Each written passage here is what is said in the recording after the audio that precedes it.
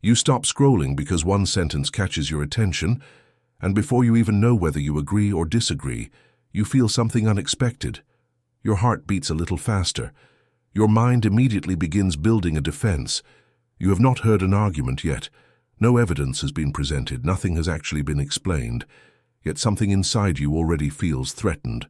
That reaction is more interesting than it seems, because maybe the most uncomfortable questions are not the ones that have easy answers. Maybe they are the ones that reveal how closely our beliefs are tied to our identity. Think about the last time someone questioned something you had believed for years. Did you calmly examine every possibility, or did you instinctively search for reasons they had to be wrong? Almost everyone believes they are guided by logic, yet psychology repeatedly shows that emotion often arrives first, and reasoning follows behind it. That does not make us irrational. It makes us human. And perhaps that is where this journey really begins. Not with an attempt to tell you what to believe, but with a challenge that is much harder. Why do certain questions make us uncomfortable before we even hear them?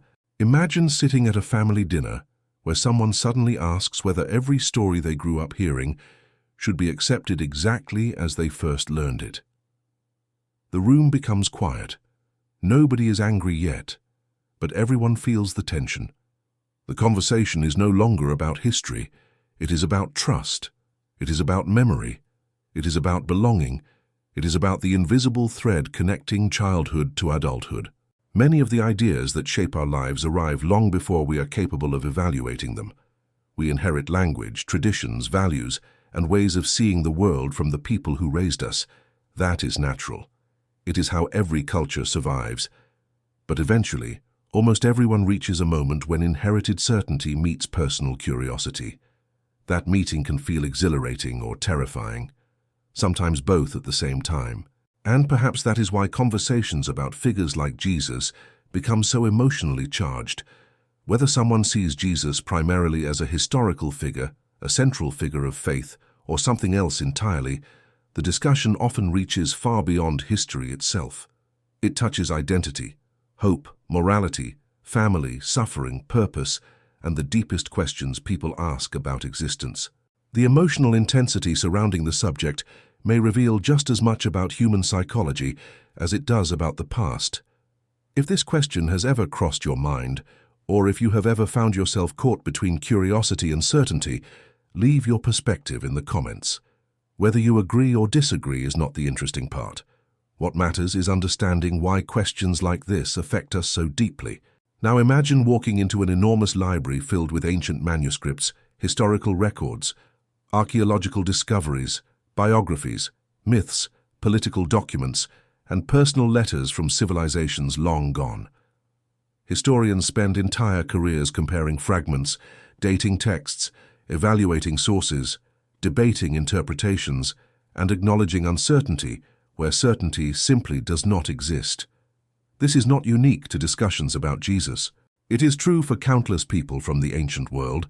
The farther we travel into history, the fewer direct witnesses remain, and the more carefully evidence must be weighed. Responsible historical investigation rarely deals in absolute certainty.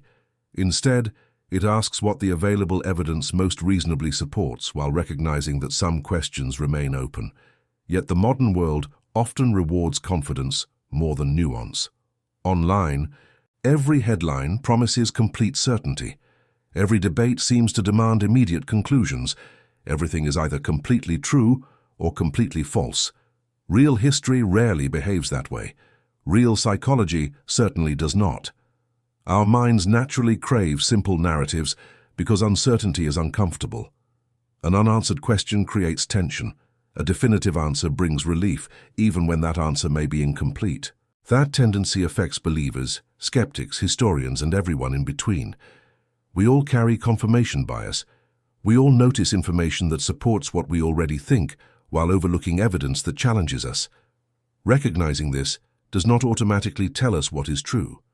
It simply reminds us that searching for truth requires humility before it requires certainty. And perhaps that humility is becoming increasingly rare. Maybe the deeper question is not whether one specific historical claim can settle every debate. Maybe the deeper question is whether we are willing to examine our own thinking with the same intensity that we examine everyone else's. Because sometimes the greatest obstacle to discovering anything new is not a lack of evidence. It is the fear that changing our mind might mean losing ourselves. Yet history suggests something different. Throughout time, people have repeatedly questioned assumptions, re-examined traditions, challenged accepted ideas, and discovered that asking difficult questions does not automatically destroy meaning. Sometimes it strengthens it. Sometimes it reshapes it. Sometimes it reveals that certainty and wisdom are not the same thing. Before this conversation goes any further, hold on to one thought. This is not simply about one figure from 2,000 years ago. It is about something much closer. It is about the remarkable human ability to construct identity from stories, communities, memories, and beliefs. It is about understanding why some ideas become so deeply woven into who we are that questioning them feels like questioning ourselves. And that realization may be far more significant than any conclusion waiting at the end of this discussion. The strange thing about certainty is that it often feels strongest precisely where the evidence is most distant. Think about how confidently people speak about events they never witnessed, places they have never visited, and conversations that happened thousands of years before they were born. This is not a flaw unique to religion. It is a deeply human tendency. We all construct mental worlds from the stories we inherit. We trust historians, teachers, parents, books, documentaries, traditions, and communities because no one can personally verify the overwhelming majority of what they know. Your understanding of ancient Rome, forgotten kingdoms, extinct civilizations, and countless historical figures depends on layers of testimony accumulated across generations. The real question, then, is not whether people rely on testimony. Everyone does. The question is how we decide which testimony deserves greater confidence and why. That is where this conversation becomes far more complicated than most internet debates allow. The moment someone claims absolute certainty in either direction, the conversation often stops being an investigation and starts becoming a defense of identity. History becomes a courtroom where the verdict has already been decided before the evidence is even discussed. But genuine inquiry works differently. It tolerates uncertainty. It accepts that some conclusions are stronger than others, while recognizing that complete certainty is often impossible. That can feel deeply unsatisfying because our minds crave closure. We want the mystery solved. We want the final answer. We want the comforting feeling that the debate is over.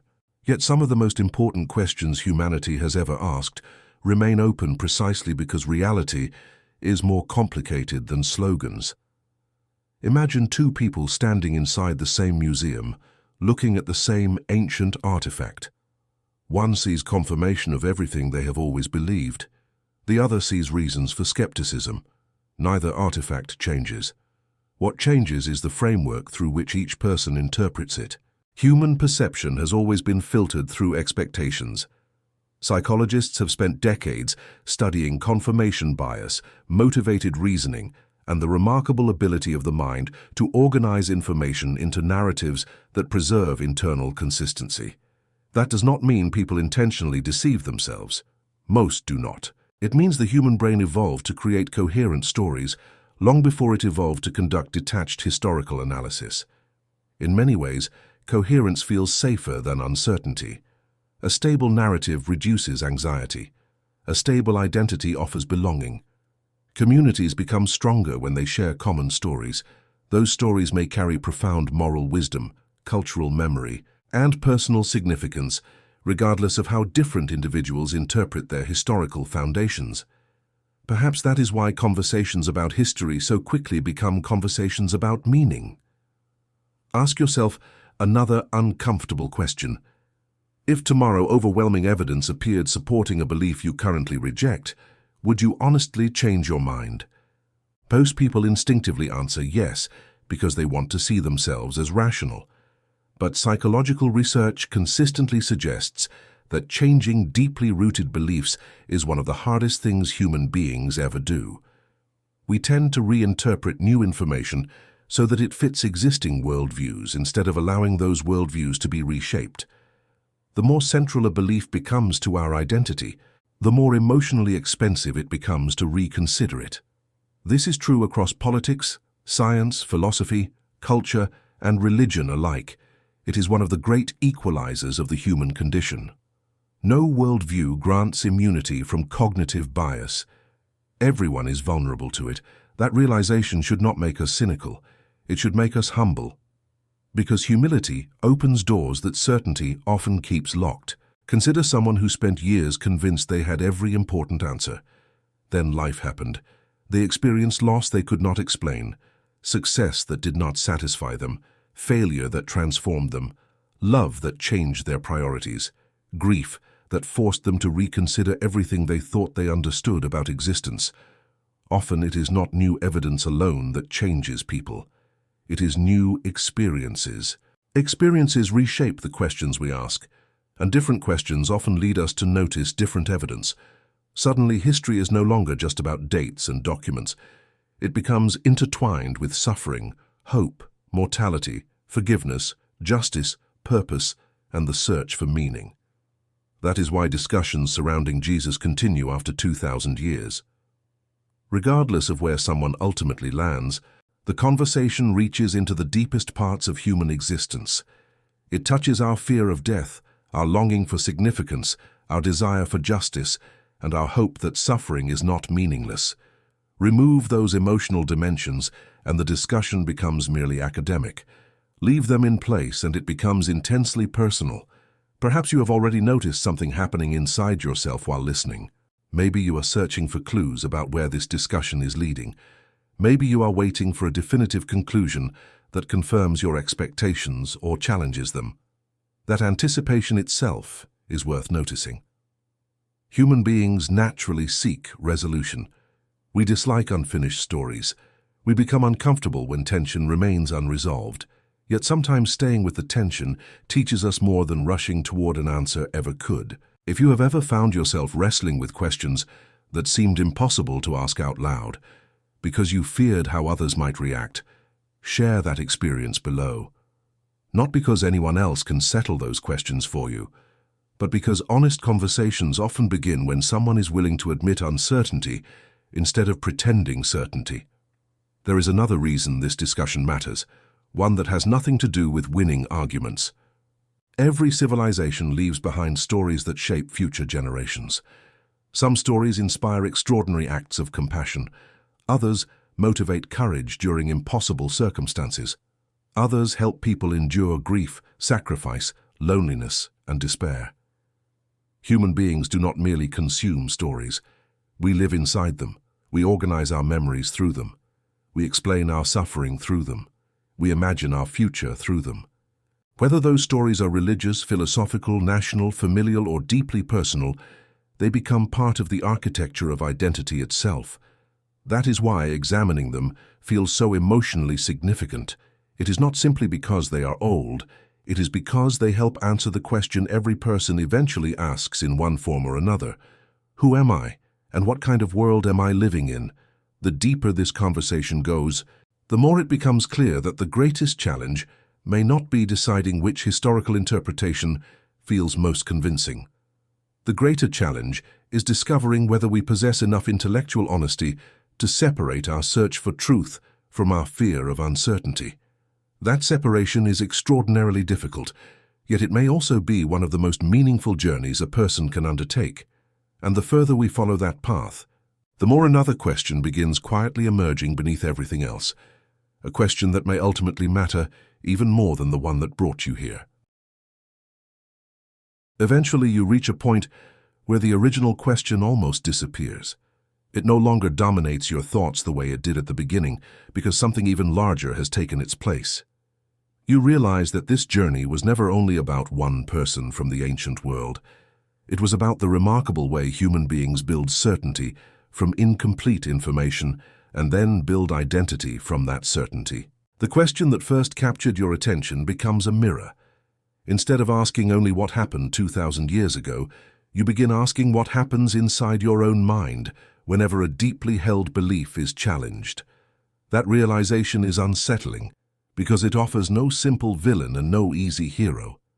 It suggests that every person, regardless of worldview, is capable of protecting comforting narratives while overlooking uncomfortable possibilities. It reminds us that intelligence alone does not eliminate bias. Education alone does not guarantee objectivity. Passion alone does not produce truth. The human mind is extraordinary, but it is also deeply vulnerable to the desire for coherence. We prefer stories that make life feel understandable. We naturally seek patterns, causes, intentions, and meaning even when reality remains uncertain. Sometimes those patterns lead us toward profound insight. Sometimes they lead us toward conclusions we later reconsider. The difficult part is recognizing the difference. Imagine looking back over your own life. Think about the person you were 10 years ago. The opinions that once felt obvious may no longer seem obvious at all. The fears that once controlled you may have faded. The dreams that once consumed you may have changed completely. If your understanding of yourself can evolve so dramatically within a single decade, perhaps it should not surprise us that humanity continues re-examining questions that have existed for centuries. Growth often begins with the willingness to admit that certainty is not always the same as understanding. There is a quiet strength in saying that you do not know everything. There is also courage in continuing to search without demanding immediate closure. Unfortunately, modern culture rarely rewards that attitude. Social media favors confidence over nuance. Headlines reward certainty over complexity. Algorithms amplify emotional reactions more effectively than thoughtful reflection. In that environment, admitting uncertainty can almost feel like weakness. Yet history repeatedly shows that some of humanity's greatest discoveries emerged because someone became comfortable asking questions that everyone else assumed had already been answered. Curiosity has always been one of our most powerful qualities. It built civilizations, expanded science, transformed philosophy, and reshaped entire cultures. Curiosity does not require abandoning conviction. It requires refusing to let conviction become a substitute for investigation. There is an important distinction between confidence and closed-mindedness. One allows growth, while the other quietly prevents it. Consider how often people imagine that changing their mind would erase everything meaningful in their lives. But experience suggests something different. Many people who revise deeply held beliefs do not suddenly become empty. They often rebuild their understanding with greater empathy because they remember what it felt like to stand on both sides of the question. They become slower to judge, more patient with disagreement, and more willing to separate ideas from the people who hold them. That may be one of the greatest lessons any difficult conversation can offer. Disagreement does not require contempt. Questions do not require hostility. Investigation does not require disrespect. The search for understanding becomes healthier when we recognize the humanity of those who reach different conclusions. If this discussion has challenged you in any way, not by giving you answers, but by encouraging you to examine your own assumptions, share your thoughts below.